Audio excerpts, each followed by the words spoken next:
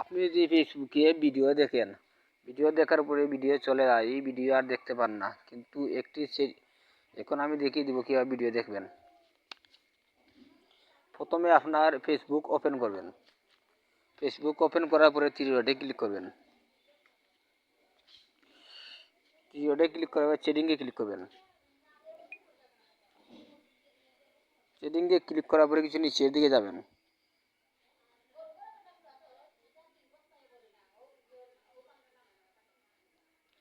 এখানে আছে activity lock, activity লকে ক্লিক করবেন।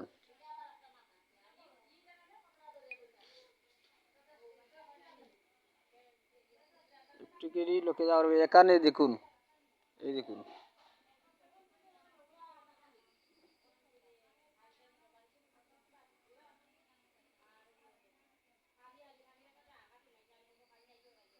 এখানে আছে ভিডিও দেখা, ভিডিও এখানে ক্লিক করবেন।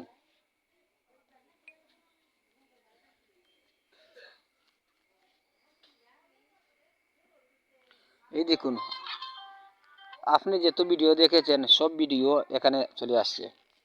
আপনি চাইলে এখান থেকে ভিডিও দেখে নিতে পারেন। তাই আজ এই পর্যন্ত। আমার ভিডিওটি ভালো লাগে সাবস্ক্রাইব করে চ্যানেলটির সাথে থাকুন। সবাইকে ধন্যবাদ।